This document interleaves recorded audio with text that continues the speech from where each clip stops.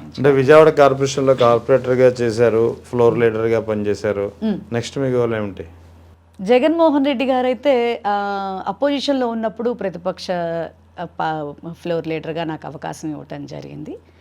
ఆ తర్వాత కొన్ని పరిస్థితులు ప్రజలందరికీ తెలిసిందే. ఆ పరిస్థితుల్ని అధిగమించడానికి జగన్మోహన్ రెడ్డి గారి పిలిచి స్టేట్ చైర్మన్ కూడా ఇవ్వటం జరిగింది. అప్పుడు ఇండస్ట్రీస్ చైర్పర్సన్గా ఆయనతో పాటు మరి ఆ రివ్యూస్లో పాల్గొనటం కానీ, లేకపోతే భోగాపురం ఎయిర్పోర్ట్ శంకుస్థాపన కార్యక్రమంలో పాల్గొనటం కానీ, ఈ రాష్ట్రానికి మరి దగ్గర 13 లక్షల కోట్ల ఎంఓయూలు ఆ టైంలో జరిగేటటువంటి సందర్భం, గ్లోబల్ సమ్మిట్ వైజాగ్లో జరిగినటువంటి సమ్మిట్లో పాల్గొనేటటువంటి అవకాశం కానీ మరి ఆ టైంలో మాకు దొరకటం, అక్కడ కూడా అంటే యాజ్ ఏ ఇండస్ట్రీస్ చైర్పర్సన్గా మరి నాకున్నటువంటి లిమిట్స్లో నేను నా గవర్నమెంట్ని మరి ఆ డిపార్ట్మెంట్ని ప్రమోట్ చేయడానికి సాధ్యమైనంత వరకు నేను కూడా కృషి చేయటం జరిగింది.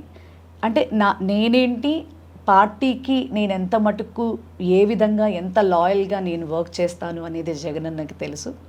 సో ఇప్పుడు ప్రజెంట్ పార్టీలో కూడా నన్ను స్పోక్స్ పర్సన్గా నడిపిస్తున్నారు అన్న. సో పార్టీ ప్రతినిధిగా ప్రస్తుతానికి ముందుకెళ్తా ఉన్నాను.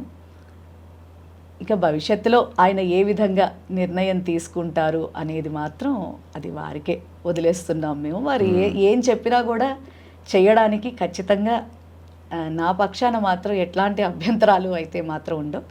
ఆయన మాట కోసం ఎదురు చూస్తామని.